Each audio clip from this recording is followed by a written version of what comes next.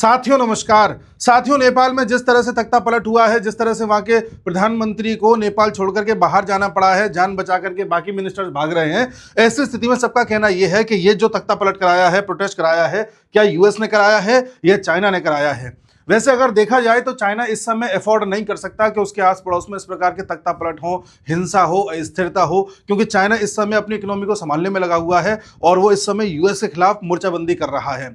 वहीं यूएस को काफी हद तक इस बात की जरूरत है कि इंडिया के आसपास इतनी ज्यादा अस्थिरता पैदा कर दी जाए कि इंडिया को एक तरह से ब्लैकमेल किया जा सके, मोदी को परेशान किया जा सके। तो कहीं ना कहीं यूएस का भी एंगल इसमें निकाला जा सकता है, लेकिन किसका एंगल निकलेगा, क्या सच्चाई सामने आएगी, वो तो वक्त बताएगा। अभी जो सच्चाई सामने आ रही है वो ये कि जो भी हो, अब जो वहां पर पीएम बनने वाले हैं, अंतरिम पीएम बनने वाले हैं, वो भारत के ही पक्ष के हैं, यानी कि प्रो इंडिया पीएम मिलने वाले हैं नेपाल को। अभी तक तो खबर यही है, आगे क्या हो देखा जाए।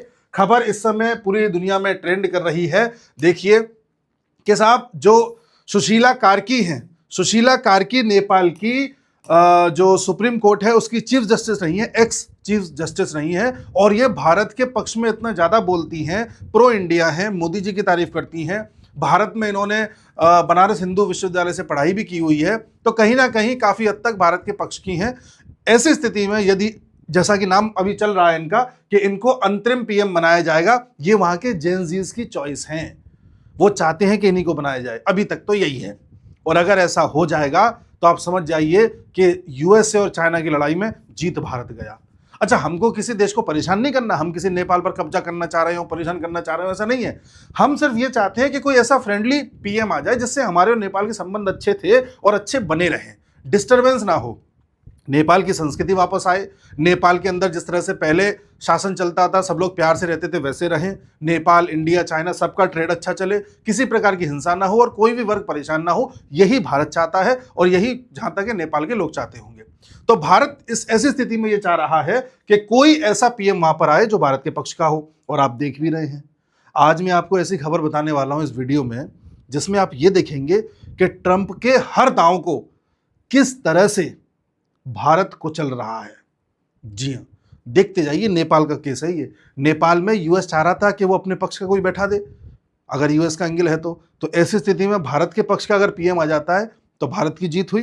ठीक है साहब।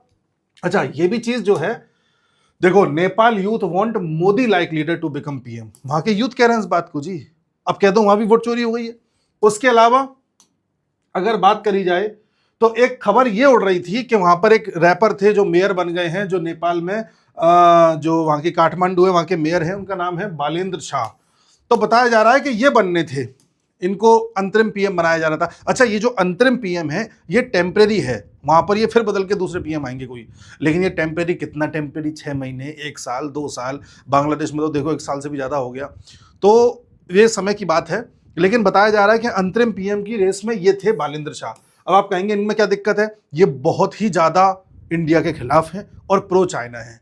हालांकि इंडिया के खिलाफ तो ये मालदीव वाला मोइजू भी था, वो भी एंटी इंडिया बातें करता था। श्रीलंका का राष्ट्रपति चुन करके आया, वो भी एंटी इंडिया बातें करता था, लेकिन विद द टाइम वो भी प्रो इंडिया हो गए, वो बाद की बात है। तो भारत इस तरह का हेडेक पालता कि पहले भाई ये चुन करके आ जाए, फिर भारत अपने प्रयासों से अपने पक्ष में करे, उसमें एक्सरसाइज बहुत लंबी खिंचती है। ऐसी स्थिति में कोई ऐसा ही आ जाए जो अपने पक्ष का हो तो अच्छा है। तो ये रेस में थे, तो अभी तक तो इनका नाम नहीं आ रहा। जो फ्लैश चल रही है न्यूज में वो यही है कि साहब इस समय जो सुशीला कार्की हैं, यही उनकी चॉइस है जेनजीज की। ठीक है जी। इसके बाद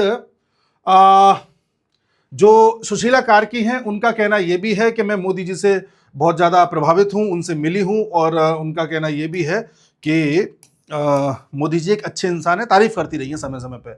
जेनजीज का भी कहना यह है कि हाँ, इन्हीं को बनाया जाना चाहिए, तो इसमें कोई दिक्कत तो है नहीं है। ठीक है।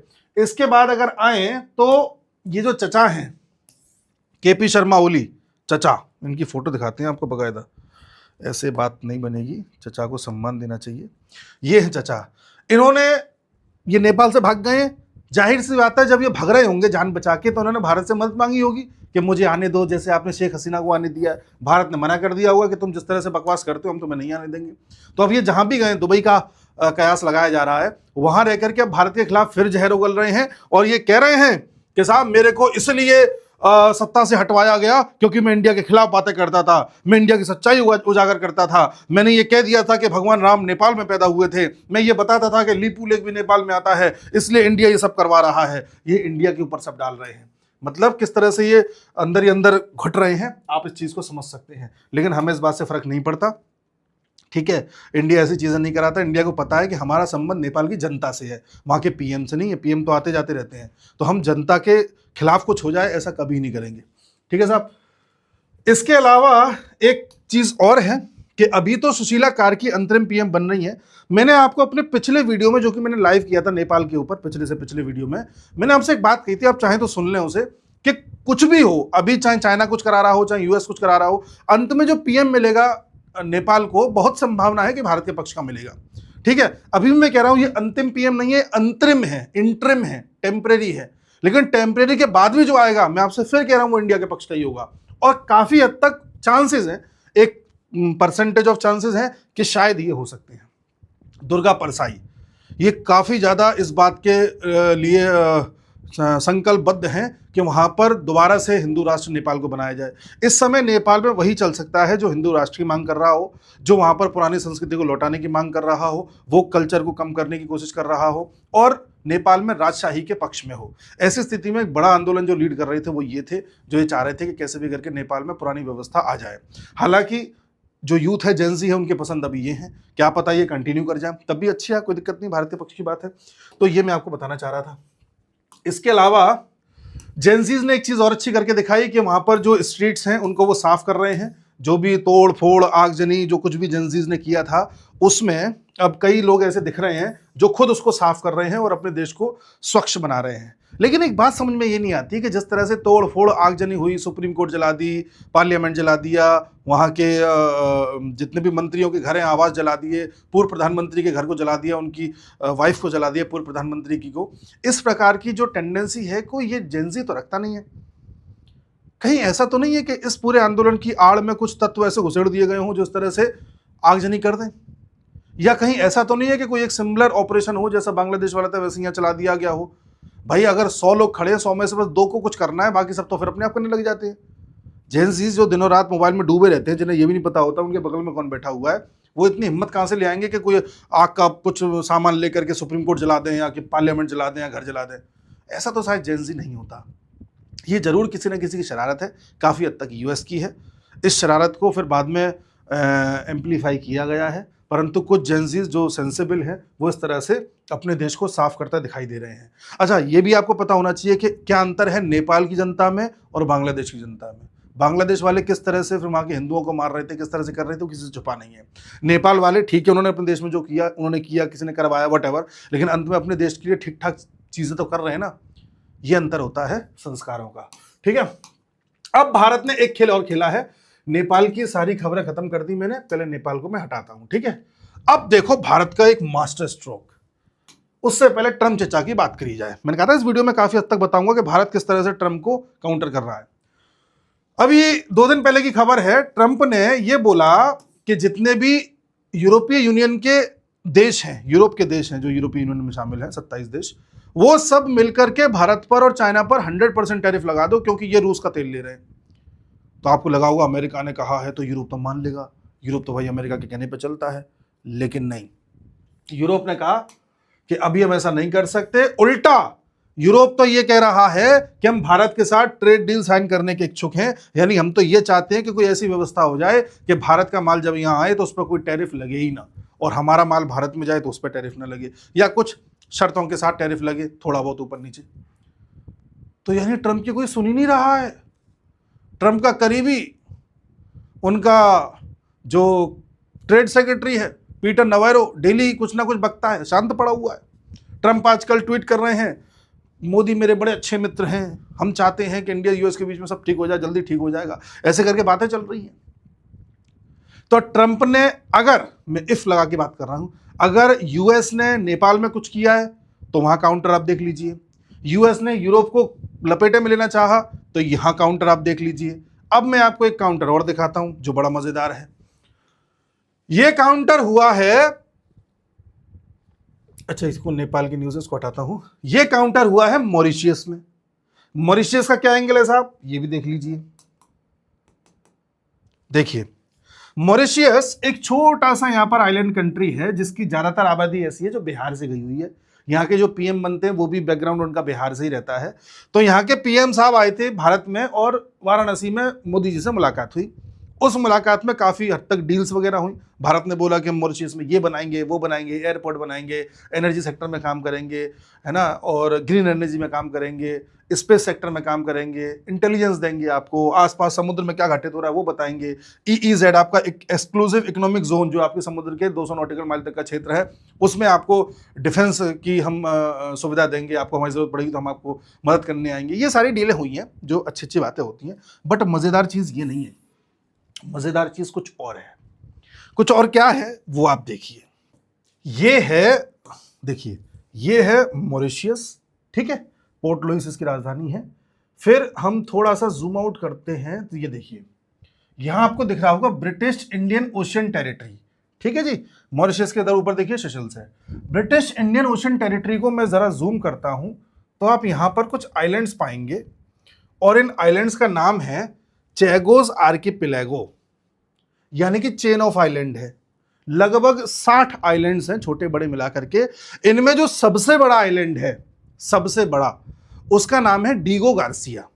वो एटॉल का बना हुआ है और उस पर कई देशों की, देखो इसको मैं जूम कर रहा हूं तो फिर आपको समझ में नहीं आएगा, मैं इधर ले आता हूं, ठीक है। देखिए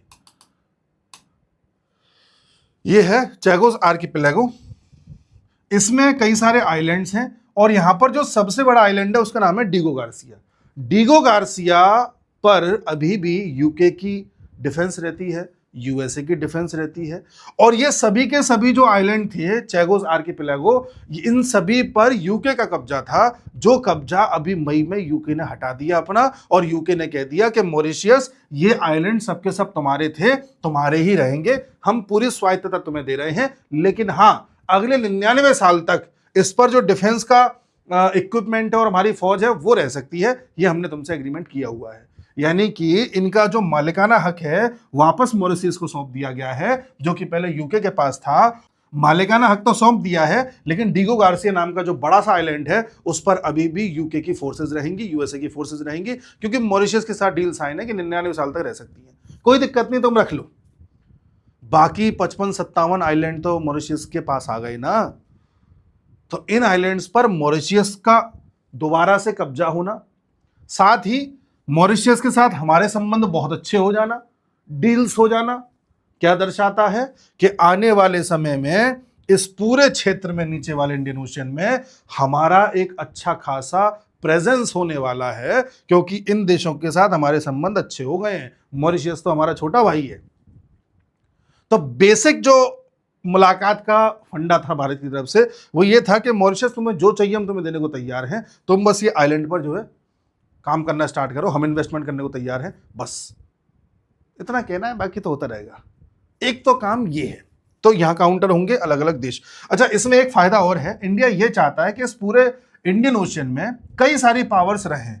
यूके यूएस रह रहे हैं, रहें, कोई दिक्कत नहीं है, ठीक है। हम आ गए हैं ऑलरेडी, हमारे अपना ये पूरा पोर्शन है, हम हैं, ठीक है साहब। चाइना के भी यहाँ पर बेसिस बने हुए हैं, ठीक है साहब। हम फ्रांस को बार बार कह रहे हैं कि तुम भी आकर के अपने बेसिस यहाँ बनाओ, ठीक है साहब। रशिया को बोल रहे हैं तुम आकर के बेसिस बनाओ, ठीक है साहब। जब यहाँ बहुत सारे देशों के बेसिस हो जाएंगे, रशिया है, चाइना है, फ्रांस है, यूएस है, यूके है, भारत है, इन सभी के अगर बेसिस यहाँ होंगे तो कभी यहाँ पर कोई लड़ाई झगड़ा नहीं होगा। लड़ाई झगड़ा या समस्या कब बनती है? जब पूरे क्षेत्र पर किसी एक देश का ही वर्चस्व हो। जैसे साउथ चाइना सी में चाइना कहता है पूरा मेरा है, कोई बड़ी ताकत दूसरी है नहीं वहां पे। तो अगर कोई एक बड़ी ताकत यहां आ गई और सिर्फ वही आई तो फिर वो पूरा अपना क्षेत्र का विस्तार करने लग जाएगी। और कई सारी बड़ी ताकतें रहेंगी तो कोई किसी को कुछ नहीं कहेगा, सब एक दूसरे से दबे रहेंगे और काम चलता रहेगा। ये भारत चाहता है, ठीक है साहब। इसके अलावा क्या हुआ है आज मॉरिशस के साथ वो भी मैं आपको बता दूं। तो एक तो हम उसको बोलेंगे कि भाई ये अपने चैगोस आइलैंड्स को आप बनाओ। उसके बाद हम लोगों ने डील करी है कि हम लोकल करेंसीज में व्यापार किया करेंगे। नॉस्त्रो और वोस्त्रो अकाउंट बना लो, लोकल करेंसी व्यापार करेंगे, यानी कि डॉलर का प्रयोग कम करेंगे। अब डॉलर का प्रयोग कम करोगे तो इसे क्या बोलते हैं? De dollarisation. मैंने आपको पिछले कई वीडियोस में बताया है कि भारत लगातार कोशिश कर रहा है कि इंडिया के या लोकल करेंसीज का चलन ज़्यादा बढ़े। हम ये नहीं कहते कि डॉलर यूज़ मत करो, हम ये कहते हैं कि लोकल करेंसी यूज़ करो। अब जब लोकल यूज़ करोगे डॉलर अपने आप। तो साहब इसके लिए नॉस्ट्रो वोस्ट्रो अकाउंट खुलेगा। वोस्ट्रो का मतलब हो गया जैसे मॉरिशियस का एक, यहाँ हमारी इंडिया की किसी बैंक में मॉरिशियस का एक अकाउंट खोल दिया जाएगा। जब भी कोई चीज़ हम मॉरिशियस से खरीदेंगे तो उसका पैसा हम उसी अकाउंट में डाल देंगे रुपीज़ में, ठीक है। ऐसे हमारा एक खुल जाएगा मॉरिशियस में। फिर कल को मॉरिशियस हमसे कुछ खरीदेगा तो हम उसे माल दे देंगे, वो हमें पैसा उसी खाते में से निकाल के हमें पकड़ा देगा। तो ये वोस्ट्रो अकाउंट हो गया, जैसे रशिया से कर रहे हैं हम। तो ऐसे लगभग 20 से भी अधिक देशों के साथ भारत ने लोकल करेंसीज में ट्रेड के लिए एग्रीमेंट कर लिया है और इसको आगे बढ़ा रहा है। हमको पता है कि यूएस की कमजोरी क्या है। यूएस की कमजोरी है उसका डॉलर। हालांकि ये भी क्रिप्टो करेंसी की ओर जा रहे हैं, धीरे धीरे डिजिटल करेंसी की ओर जा रहे हैं, जाते रहिए। ट्रंप 2 बातें हमसे कहेगा, हम ऐसे कांड कर देंगे जो अभी तो हो सकता है ना दिखाई दे किसी को, 5 साल बाद पता चल जाएगा हमने किया क्या था। समझ रहे हो आप? तो धीरे धीरे धीरे धीरे भारत अपना लोकल करेंसीज का जाल फैला रहा है, जो इनके लिए बहुत बड़ा सिरदर्द है। तो अब आप देख लीजिए मॉरिशियस के साथ डील, नेपाल में क्या खबर है, यूरोप ने क्या पलट के जवाब दिया है, इन सब चीज़ों में आप क्या, अच्छा ट्रम्प के साथ वाले अब उनके 700 रुपये सुर नहीं मिला रहे हैं, इन सब के बीच आप क्या कहेंगे? हम अमेरिका जितने तो बड़े नहीं हैं भाई, ना ही ताकतवर हैं, बावजूद इसके दुनिया के एकमात्र प्रधानमंत्री हैं भारत के जिनके खिलाफ अभी तक ट्रंप ने पर्सनली कुछ नहीं बोला। भारत के लिए बोलता रहता है, पर्सनली कुछ नहीं बोला। अच्छा भारत के लिए बोलता है, हमें ये ज़्यादा दुख है, पर्सनली बोलने कोई दिक्कत नहीं है। हमें चिढ़ ट्रंप से इसी बात की, तू भारत के खिलाफ कैसे बोलता है। चलो कोई बात नहीं। दूसरी बात यह है कि एकमात्र प्रधानमंत्री ऐसे हैं रशिया चाइना को छोड़ करके जो बातों से सच जवाब नहीं दे रहे हैं, कर्मों से ऐसा जवाब दे रहे हैं कि ट्रंप की कहीं भी एक नहीं चल रही, कहीं भी एक नहीं चल रही। तो ऐसे काउंटर किया जाता है, जियोपॉलिटिक्स में ऐसे दांव खेले जाते हैं कि सांप भी मर जाए और लाठी भी ना टूटे, और सांप कुछ कर भी नहीं पा रहा है। तो अपने देश की फॉरेन पॉलिसी पर गर्व कीजिए। मिलते हैं अगले वीडियो में, तब तक के लिए नमस्कार।